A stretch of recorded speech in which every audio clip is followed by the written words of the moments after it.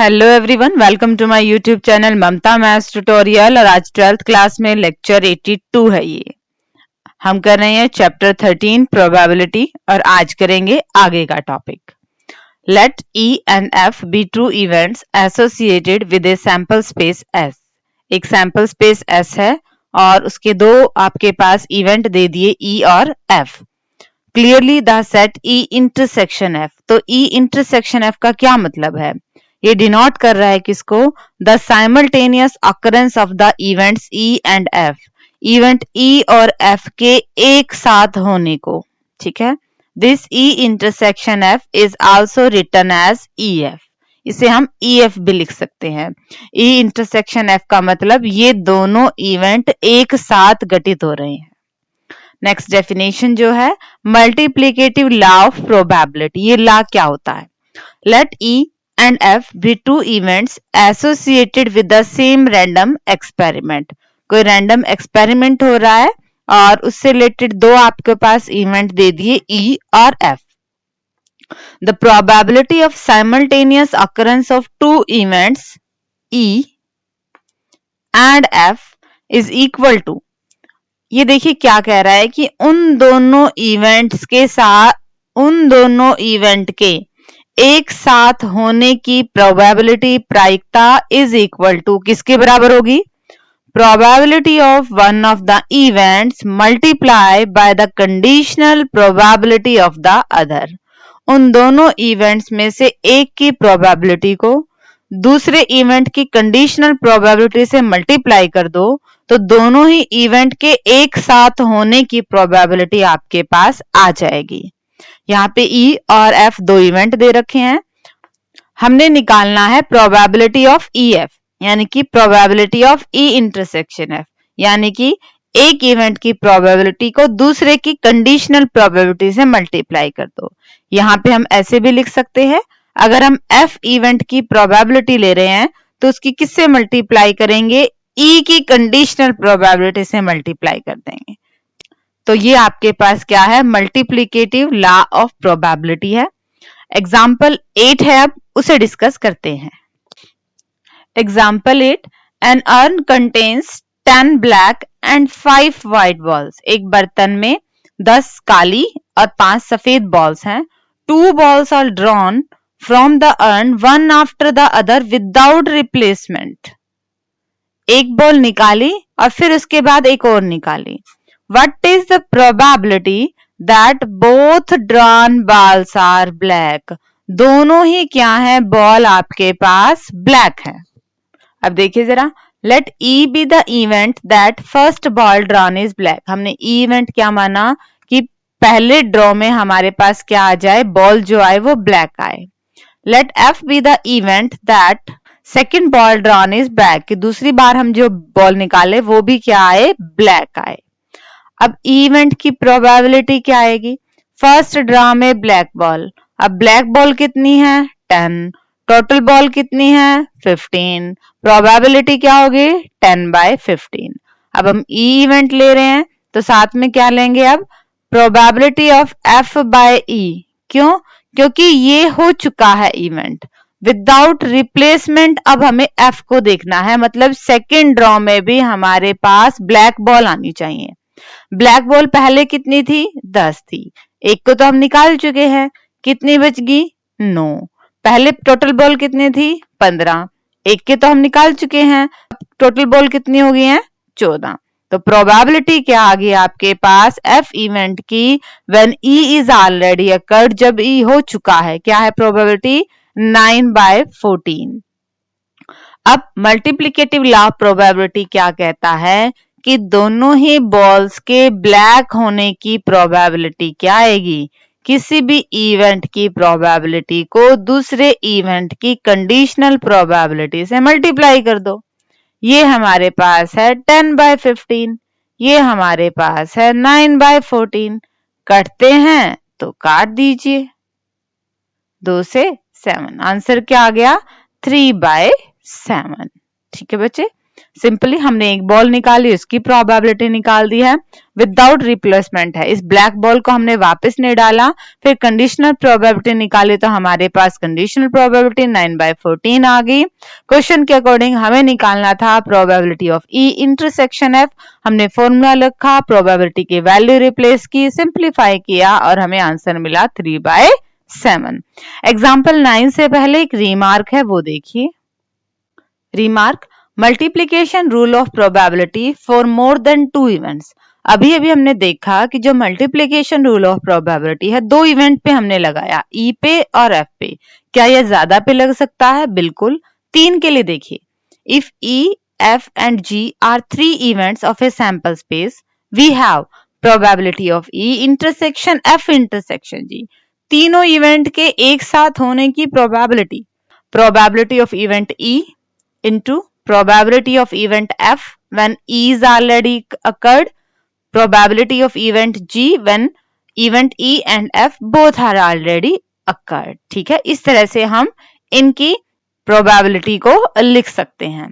Similarly, the multiplication rule of probability can be extended for 4 or more events। अभी ये हमने 3 के लिए देखा, अगर 4 events हैं then इस तरह से हम इसे लिख सकते हैं, और अगर 4 से ज्यादा है तब भी ये आपके पास रूल एप्लीकेबल है। ठीक है, example 9, 3 cards are drawn successively without replacement from a pack of 52 well shuffled cards.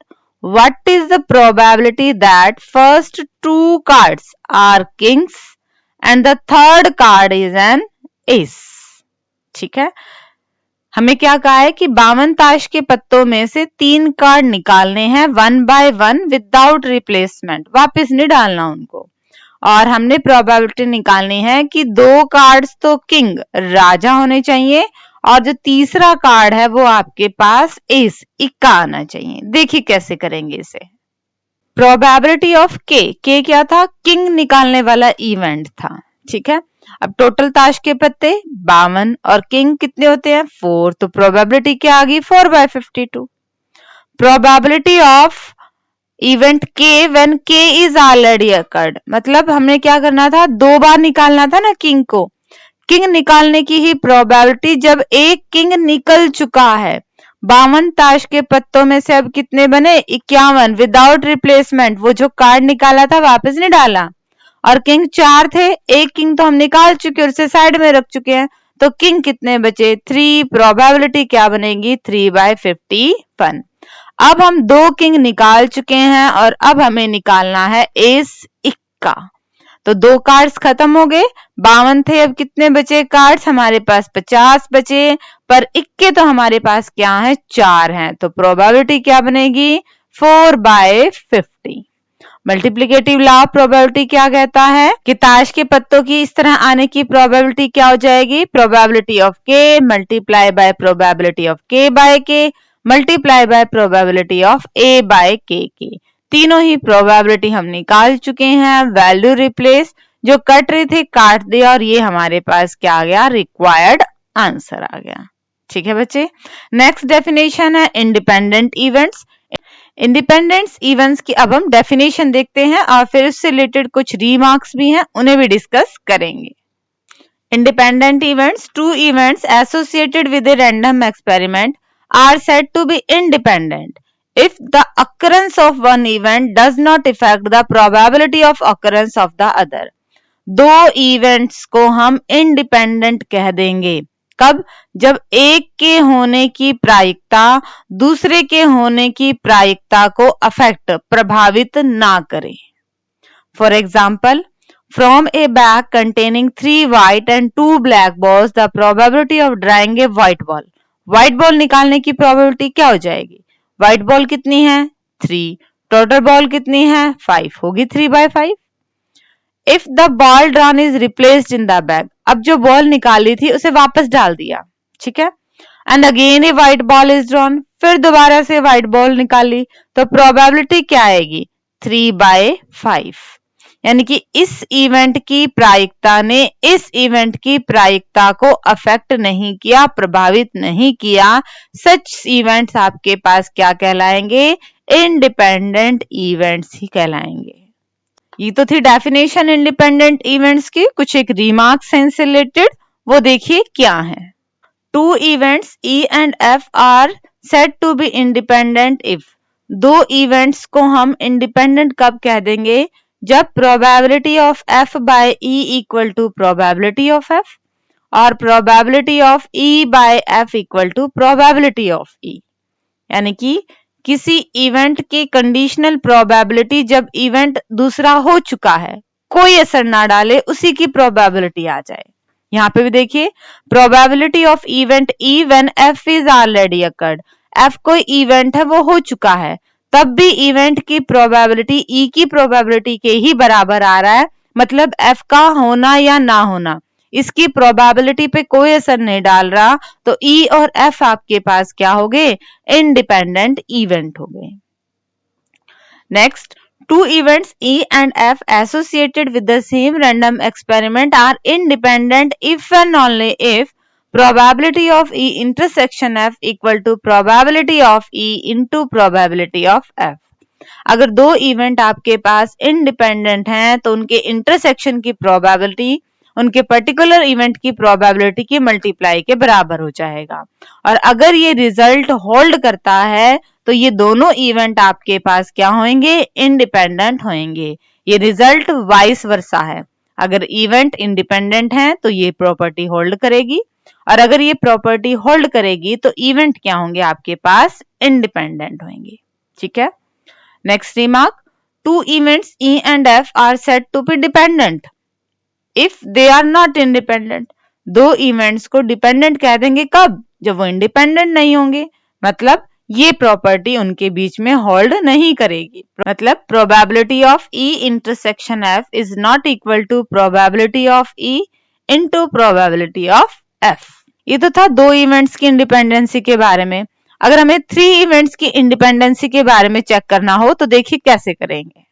Second देखिए, three events A B and C are said to be independent if, जब तीन इवेंट्स की इंडिपेंडेंसी की बात हो तब कब होंगे, जब probability of A intersection B probability of A into probability of B के बराबर होगी, probability of A intersection C probability of A into probability of C के मल्टीप्लाई के बराबर होगी, probability of B intersection C equal to probability of B into probability of C के बराबर होगी, and probability of A intersection B intersection C probability of A into probability of B into probability of C के बराबर होगी।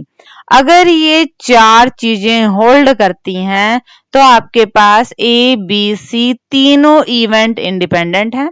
अगर इन चारों में से एक भी नहीं ट्रू होता तो ये आपके पास इंडिपेंडेंट नहीं है। ठीक है। Third remark, the term independent events and mutually exclusive events do not have the same meaning. अब इन दोनों का सेम मीनिंग नहीं होता है। इंडिपेंडेंट इवेंट्स हमने अभी अभी देखा, और म्यूचुअली एक्सक्लूसिव इवेंट्स वो होते हैं जो एक साथ नहीं हो सकते। ठीक है। Mutually exclusive events are defined in terms of events, whereas independent events are defined in terms of probability। दोनों में सबसे बड़ा फर्क क्या है, जब हम कहते हैं कि ये इवेंट म्यूचुअली एक्सक्लूसिव इवेंट है तो हम इवेंट्स घटनाओं की बात करते हैं, और जब हम कहते हैं कि ये इवेंट इंडिपेंडेंट इवेंट्स हैं तो हम उनकी प्रोबेबिलिटी प्रायिकता की बात करते हैं। ठीक है। दो इंडिपेंडेंट इवेंट म्यूचुअली एक्सक्लूसिव नहीं हो सकते और mutually exclusive events independent events नहीं हो सकते। एग्जाम्पल 10 को डिस्कस करते हैं अब। Example 10, a die is thrown, एक डाई को उछाला गया। If E is the event, the number appearing is a multiple of 3। अगर 3 का मल्टीपल आता है तो उस इवेंट को नाम दे दिया E। And F B the event, the number appearing is even. और अगर इवन नंबर आते हैं तो उनके इवेंट को क्या नाम दे दिया, F। Then find whether E and F are independent, क्या E और F इंडिपेंडेंट है। हम सैंपल स्पेस की बात करें तो सैंपल स्पेस में 6 एलिमेंट होंगे। E में कौन कौन से एलिमेंट होंगे, 3 का मल्टीपल, या तो 3 होगा या 6 होगा, 2 ही इवेंट होंगे, तो इसकी प्रोबेबिलिटी क्या बनेगी, 2/6, काटेंगे तो 1/3। F में क्या है, इवन नंबर होना चाहिए, तो 2 4 6 3 एलिमेंट हैं, टोटल क्या है 6 है, प्रोबेबिलिटी क्या आ जाएगी आपके पास 1/2। अब ई भी है एफ भी है, इनकी इंटरसेक्शन देख लें। इंटरसेक्शन में एक एलिमेंट आ रहा है तो ई इंटरसेक्शन एफ क्या बनेगा आपके पास 1/6। हमने चेक करना है कि इंडिपेंडेंट है या नहीं है। क्या ई और एफ की प्रोबेबिलिटी की मल्टीप्लाई ई इंटरसेक्शन एफ की प्रोबेबिलिटी के बराबर आ रही है? यहाँ पे इन दोनों की मल्टीप्लाई 1/6 आ रही है, मतलब ये आपस में बराबर है। Probability of E into probability of F, probability of E intersection F के बराबर है, तो इवेंट हमारे पास क्या है इंडिपेंडेंट है। ये इंडिपेंडेंट की कंडीशन है। अगर ये होती है तो इवेंट्स इंडिपेंडेंट हैं, और अगर इवेंट्स इंडिपेंडेंट हैं तो ये होते हैं। तो हमें यही चेक करना था कि इवेंट्स इंडिपेंडेंट हैं या नहीं है। हमने ये चीज वेरीफाई कर ली, इक्वल हो रही थी, तो ये आपके पास क्या आ गए इंडिपेंडेंट इवेंट्स आ गए। एग्जाम्पल 11 को डिस्कस करते हैं। अब एग्जाम्पल 11 देखिए, an unbiased die is thrown twice, एक डाई को 2 बार उछाला गया। Let A B the event odd number on the first throw, पहले थ्रो में ऑड नंबर आना चाहिए, वो इवेंट ए है। And B with the event odd number on the second throw, second throw पे ऑड नंबर आना चाहिए, वो इवेंट बी है। Check the independence of the event A and B, A और बी की इंडिपेंडेंसी को check करिए। हम देखेंगे probability of A into probability of B, क्या ए इंटरसेक्शन बी की प्रोबेबिलिटी के बराबर आ रही है? आ रही है तो इंडिपेंडेंस है, नहीं आ रही है तो इंडिपेंडेंट नहीं है। ठीक है, पहले सैंपल स्पेस देख ले। डाई को 2 बार उछाला तो सैंपल स्पेस में एलिमेंट कितने हो गए 36, 1 1 1 2 1 3 1 4 1 5 1 6 2 1 2 2, इस तरह से ये 36 एलिमेंट्स आ गए।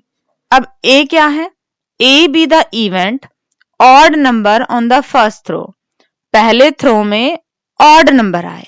ऐसे कितने हैं हमारे पास, पहले थ्रो में ऑड नंबर 1, पहले थ्रो में 2 3 4 5 6 7 8 9 10 11 12 13 14 15 16 17 18, 18 एलिमेंट्स आए। तो हमारे पास ए की प्रोबेबिलिटी क्या बनी 18, और टोटल कितने हैं 36, काटेंगे तो 1/2। बी की प्रोबेबिलिटी देखें, बी में क्या है सेकंड पे ऑड आना चाहिए। ठीक है, सेकंड पे ऑड, तो 1 2 3 4 5 6 7 8 9 10 11 12 13 14 15 16 17 18, ये भी 18 है। तो बी की प्रोबेबिलिटी क्या आ गई 18/36, काटेंगे तो क्या आया 1/2। ठीक है, अब A intersection B, A intersection B का मतलब दोनों ही थ्रो में ऑड नंबर आए। ऐसे कितने हैं हमारे पास 1 2 3 4 5 6 7 8 और 9, ये है हमारे पास 9। दोनों ही थ्रो में ऑड नंबर आए, दोनों ही आपने ऑड देखने, 1 1 आएगा, 1 3 आएगा और 1 5 आएगा, फिर 3 1 आएगा, 3 3 आएगा और 3 5 आएगा, 5 1 आएगा, 5 3 आएगा और 5 5 आएगा। ये 9 एलिमेंट्स आएंगे और प्रोबेबिलिटी क्या आ गई 1/4। क्या इन दोनों की प्रोडक्ट ये आ रही है? बिल्कुल आ रही है। तो हमारे पास इवेंट क्या हो गए इंडिपेंडेंट हो गए। अगर बराबर नहीं आते तो इवेंट इंडिपेंडेंट नहीं होते। ठीक है बच्चे, एग्जाम्पल 12 में देखते हैं क्या पूछ रखा है। Example 12, 3 coins are tossed simultaneously, 3 सिक्कों को एक साथ उछाला गया। कंसिडर द इवेंट ई, ई में क्या है 3 हेड और 3 टेल्स, या तो 3 हेड आए या फिर 3 टेल आए। एफ में क्या है एटलीस्ट 2 हेड, भाई कम से कम 2 हेड, हाय ज्यादा आ जाए कोई बात नहीं।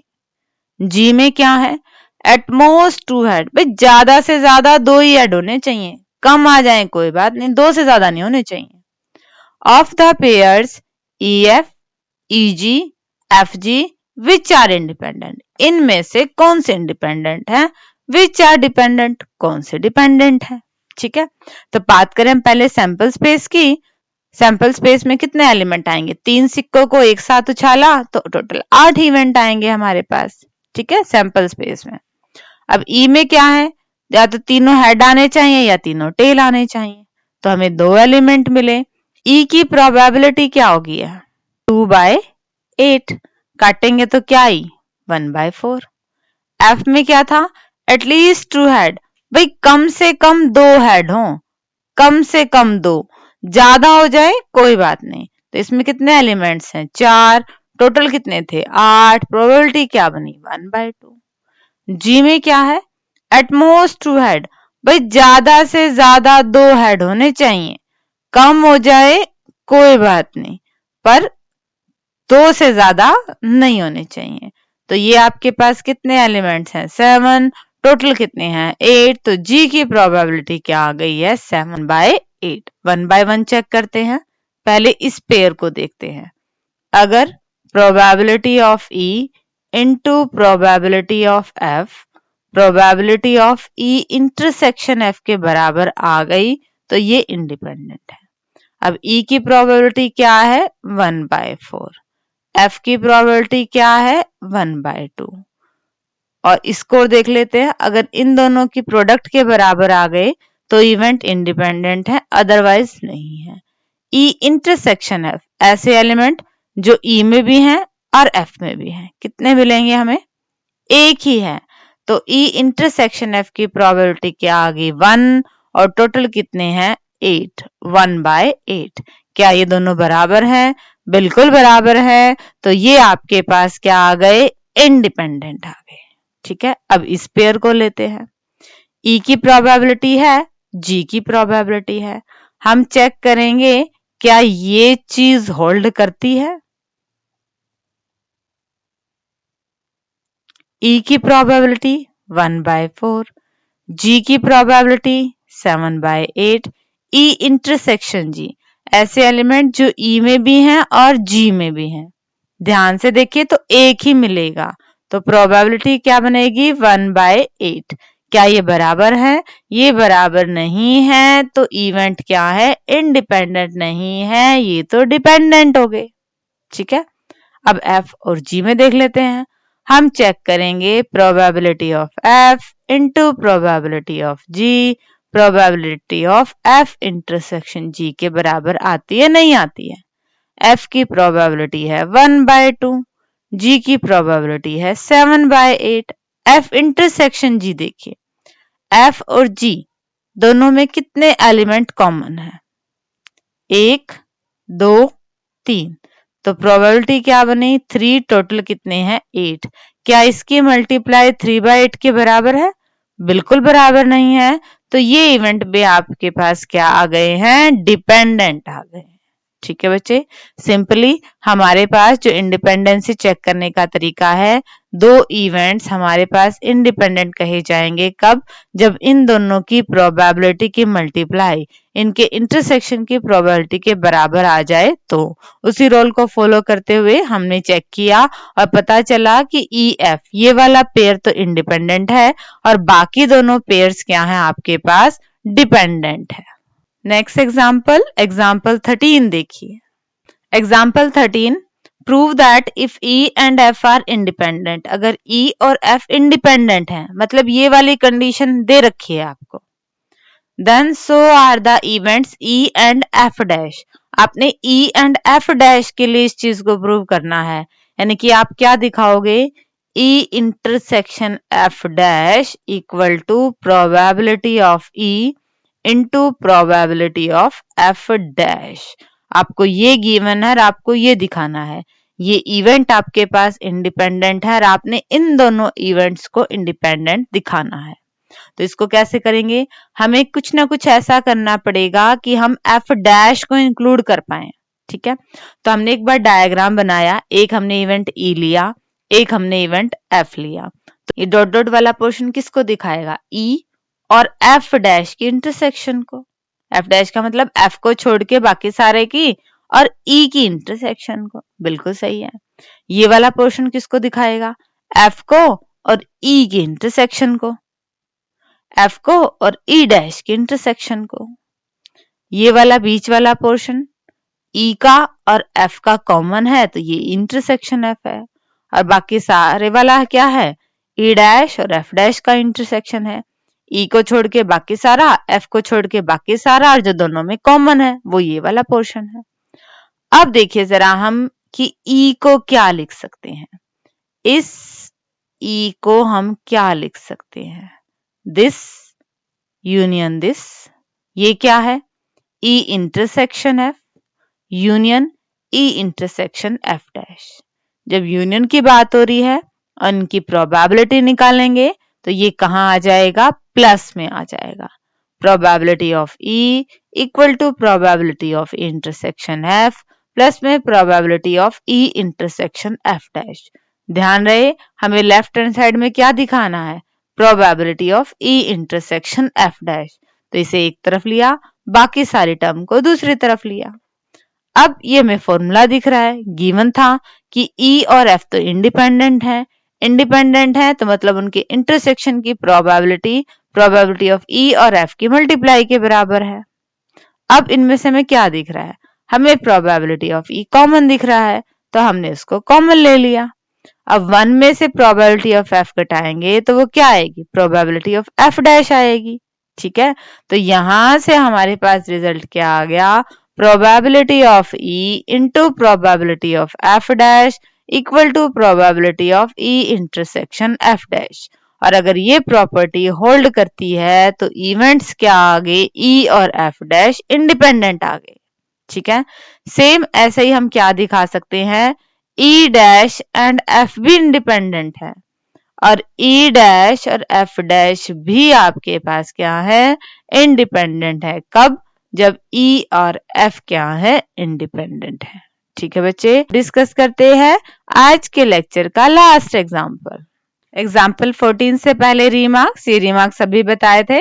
If event E and F are independent then E dash and F are independent, E dash and F dash are independent. ठीक है, एग्जाम्पल 14 की statement, if A and B are two independent events, अगर A और B independent events हैं, then the probability of occurrence of at least one of A and B is given by 1 minus probability of A dash probability of B dash। अगर A और B दो independent event हैं तो A और B में से कम किसी एक के होने की प्रायिकता ये होगी। देखिए कैसे सॉल्व करेंगे इसे। Probability of at least one of A and B, A और बी में से कम एक के होने की पॉसिबिलिटी का मतलब क्या होगा, probability of A union B, ये हमें निकालनी है। अब इसका एक फॉर्मूला हमें पता है, probability of A plus probability of B minus probability of A intersection B. अब ए और बी हमें इंडिपेंडेंट दे रखे हैं तो हमने इसकी डेफिनेशन लगा दी। इंडिपेंडेंट इवेंट है तो ए इंटरसेक्शन बी किसके बराबर हो जाएगा, उन दोनों की प्रोबेबिलिटी के मल्टीप्लाई के बराबर हो जाएगा। नेक्स्ट स्टेप में हमने क्या किया, लास्ट वालों दो से बी की प्रोबेबिलिटी को कॉमन लिया। अब प्रोबेबिलिटी ऑफ बी में से ही प्रोबेबिलिटी ऑफ बी कॉमन आ गई तो यहाँ पे 1 तो बचा ही, और इसमें से अगर प्रोबेबिलिटी ऑफ बी कॉमन लिया तो क्या बचा, प्रोबेबिलिटी ऑफ ए। अब 1 में से ए की प्रोबेबिलिटी घटाएंगे तो probability of A dash, A dash तो हमें चाहिए, अब हमें बी डैश और चाहिए, वो कैसे करेंगे, प्रोबेबिलिटी ऑफ ए को क्या लिखेंगे, 1 minus probability of A dash. क्यों, क्योंकि किसी भी काम के होने की और किसी भी काम को न होने की प्रायिकता का जोड़ क्या होता है, 1 होता है। तो ए की प्रोबेबिलिटी की वैल्यू क्या आ जाएगी, 1 minus probability of A dash, साथ में क्या है, प्लस में probability of B, probability of A dash. ध्यान से देखें तो इन दोनों में से probability of A dash common आ रहा है, अंदर क्या बच रहा है 1 minus probability of B. Same इसी तरह से ये किसके इक्वल हो जाएगा, प्रोबेबिलिटी ऑफ बी डैश के इक्वल हो जाएगा। यही हमारे पास क्या है, हमारी राइट हैंड साइड है, ठीक है, जो हमें दिखानी थी। सिंपली हमारे पास क्या था, हमें निकालना था इवेंट ए और बी में से किसी भी एक के होने की पॉसिबिलिटी, यानी कि हमें उनकी यूनियन की प्रोबेबिलिटी निकालनी थी। फॉर्मूला लगाया, इंडिपेंडेंस जो हमें दे रखे थे उसका यूज किया, फिर जो कॉमन आ रहा था कॉमन लिया, सिंप्लीफाई किया और हमें हमारा आंसर मिल गया। ठीक है बच्चे, होप कि आपको एग्जांपल्स अच्छे से समझ में आ गए होंगे। डिस्क्रिप्शन में नोट्स है, नोट्स ले लीजिएगा और आगे सिलेबस करने के लिए मेरे चैनल से जुड़े रहिए। इसे लाइक कीजिए, शेयर कीजिए, सब्सक्राइब कीजिए। Thank you.